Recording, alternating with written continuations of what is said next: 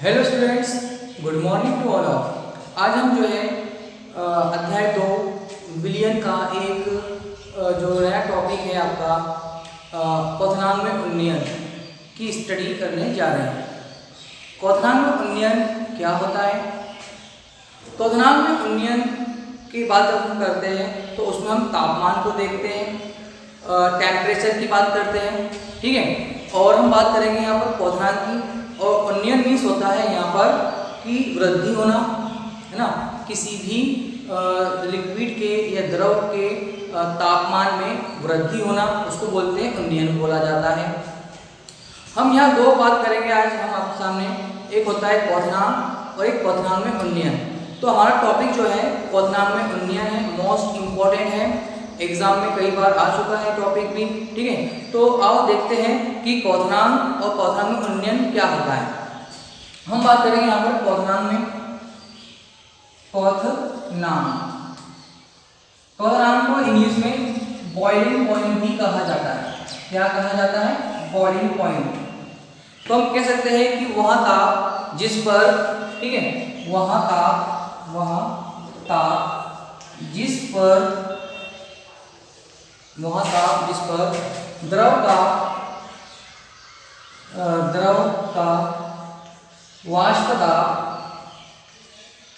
दाब एक वायुमंडलीय दाब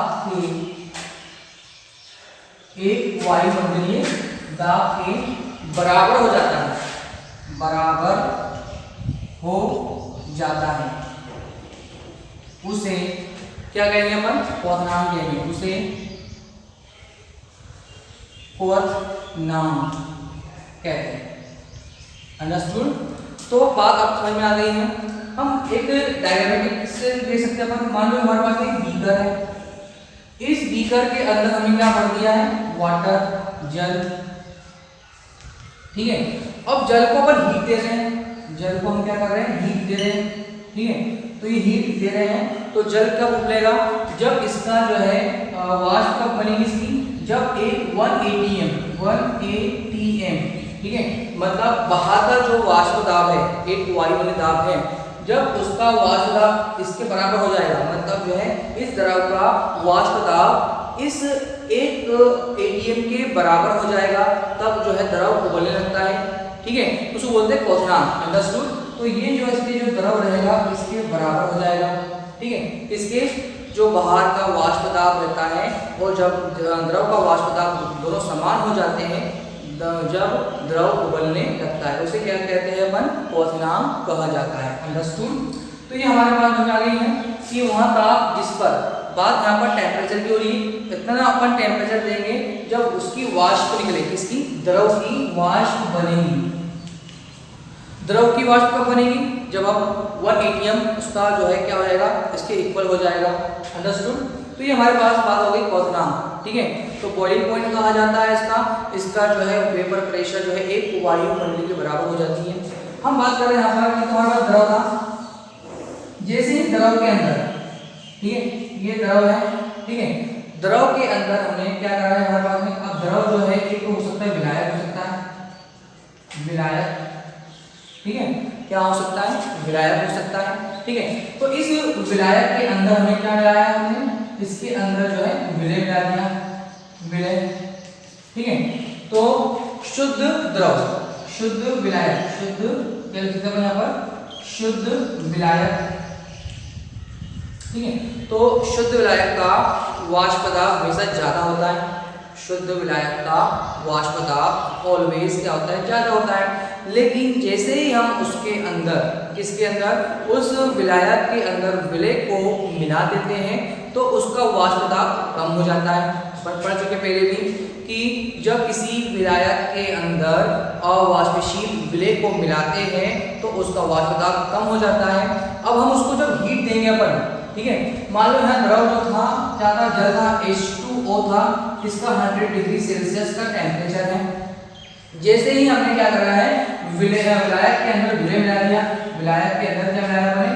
विलायक प्लस विलय, ठीक है।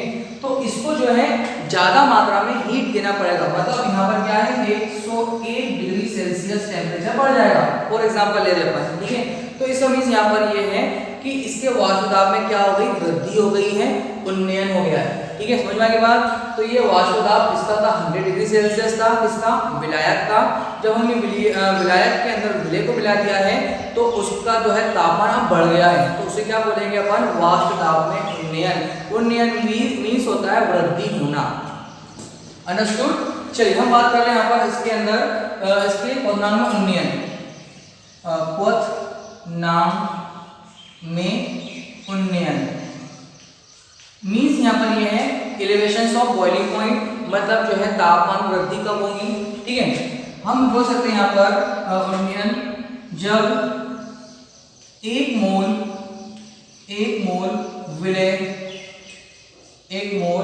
विलय को 1000 ग्राम विलायक में घोलने पर, ठीक है, घोलने पर क्या हो जाए, उसके वाष्प दाब में क्या है, वृद्धि हो जाए, उसके तापमान में वृद्धि हो जाती है तो उसे, ठीक है, पदनाम उन्नयन स्थिरांक कहते हैं, ठीक है। उसे क्या कहेंगे अपन, पदनाम उन्नयन स्थिरांक कहते हैं। उसे Kb से क्या करते हैं, दर्शाते हैं, इससे Kb से दर्शाते हैं। अब इसकी यूनिट क्या होती है, इकाई क्या होती है, केल्विन किलोग्राम पर मोल, ठीक है। तो एग्जाम के अंदर जो है पदनाम स्थिरांक भी पूछ लिया जाता है, एग्जाम के अंदर पदनाम स्थिरांक भी पूछ लिया जाता है। तो स्टूडेंट्स हमने जो है उसकी डेफिनेशन देख लिया है, आपको समझ में बात आ गई है। हमारा जो टॉपिक है वो टॉपिक किस पर आधारित है, वो आधारित है टेम्परेचर पर। यदि आप टेम्परेचर दोगे तो जो शुद्ध विलायक रहेगा उसकी वाष्प दाब बढ़ेगी, यदि आपने विलयन बना लिया है तो उसकी वाष्प दाब कम हो जाती है और उसकी वाष्प दाब को उच्च करने के लिए हमको ज़्यादा तापमान देना पड़ेगा। हम यहाँ कर सकते हैं अपन एक ग्राफ के बेस पे हम समझ सकते हैं कि किस प्रकार से हम उसको देखेंगे, ठीक है। फॉर एग्जाम्पल हमारे पास में है, हम बात करेंगे यहाँ पर एक ग्राफ खींच रहे हैं हम, जो है टेम्परेचर, ताप और वाष्प दाब के बीच में, हम क्या कर रहे हैं, एक ग्राफ खींचा जा रहा है, ठीक है। अब जो वाष्प दाब होता है, ठीक है, मान लो कोई विलायक है, इस पॉइंट पर रूम टेम्परेचर पर उसकी वाष्प बनती है, तो ये हो गया हमारे पास T1, ठीक है, सॉरी T1 तापमान है, तो ये क्या आएगा, T1 आएगा।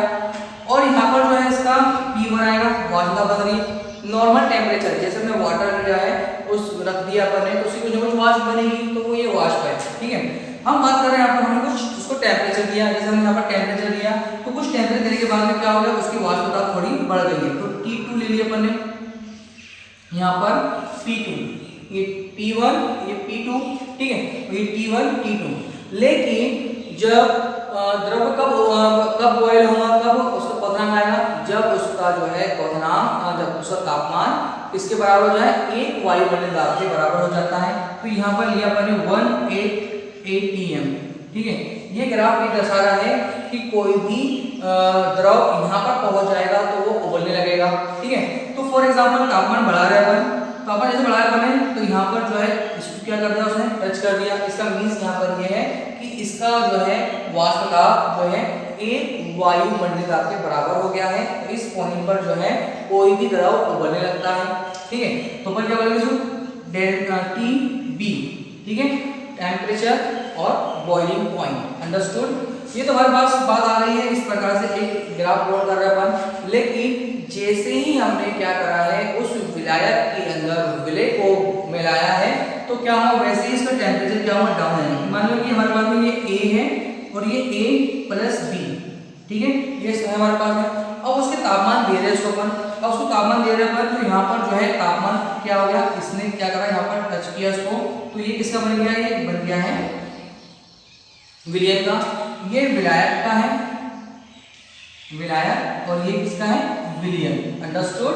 तो यहाँ पर जो है डेल्टा T1 और B2, मतलब इतना तापमान बढ़ गया है, ठीक है। शुद्ध विलायक का तापमान यहाँ पर है और विलयन का तापमान यहाँ पर है, तो दोनों के बीच में हमने क्या करा, एक डेल्टा TB एक क्या हो गया, परिवर्तन हो गया, ठीक है। डेल्टा TB की क्या बोलते हैं अपन, परिवर्तन, क्या बोला जाता है, डेल्टा मतलब होता है परिवर्तन, अंतर, दोनों में अंतर, विलायक के वाष्प दाब और विलयन के वाष्प दाब में अंतर को ही कहा जाता है डेल्टा TB कहा जाता है, ठीक है। तो डेल्टा TB बराबर क्या बोल सकते हैं अपन यहाँ पर, TB2 माइनस TB1। अब यहाँ पर TB1 माइनस में क्यों आया है, क्योंकि हम बोल सकते हैं कि जहां पर TB2 जो है क्या है, विलयन है, ठीक है, और TB1 जो है विलायक है। और हमको मालूम है कि हमेशा जो है विलायक का वाष्प दाब तापमान या टेम्परेचर जो है विलयन के टेम्परेचर से कम होता है, ठीक है। मीन्स यहाँ पर यह है कि वाष्प दाब जो है विलायक की क्या हो रही है, कम हो रही है, ठीक है। मतलब जो विलायक था वो 100 डिग्री सेल्सियस पे क्या हो रहा था, वाष्प बना रहा था। अब विलयन किस में आएगा, 105 पर, 110 पर। इसका मतलब यहाँ पर है कि विलायक का वाष्प दाब कम हो गया है और विलयन का वाष्प दाब बढ़ गया है। तो जो बढ़ता है उसे प्लस में लिखते हैं और जो घटता है उसे काहे में लिखते हैं, उसको माइनस में, ठीक है। तो हम बात समझ में आ गए आप लोगों के। अब यहाँ लिखा गया है डेल्टा TB समानुपाती होता है किसके, m के, ठीक है, किसके, m के।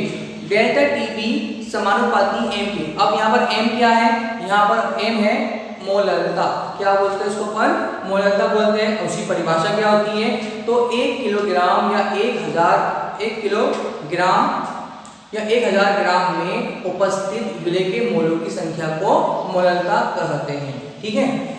तो m आ गया यहाँ पर, तो डेल्टा TB बराबर Kb और m, ठीक है।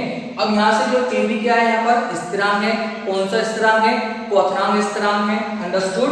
तो ये हमारे पास में जो है इक्वेशन बनते जा रही है, ठीक है। अब हम बात कर सकते हैं यहाँ पर m की।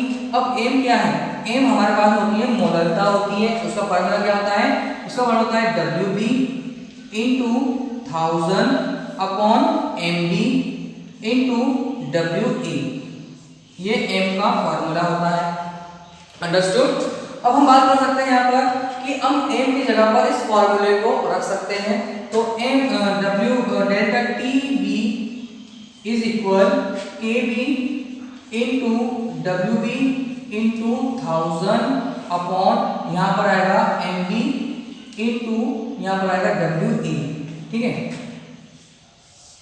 ये हमारे पास में एक रिलेशनशिप बन गई है, ठीक है, संबंध स्थापित कर दिया अपन ने। डेल्टा TB मतलब इतना जो रहेगा परिवर्तन इसके बराबर रहेगा, ठीक है। तो एग्जाम के अंदर यदि पूछा जाता है कि किसी प्रश्न के अंदर कि वाष्प दाब को ज्ञात कीजिए, तो ये फार्मूला लगाएंगे पर वाष्प दाब ज्ञात करने का जो है क्या है, ये फार्मूला है, मतलब क्वथनांक उन्नयन ज्ञात करने का ये फार्मूला है।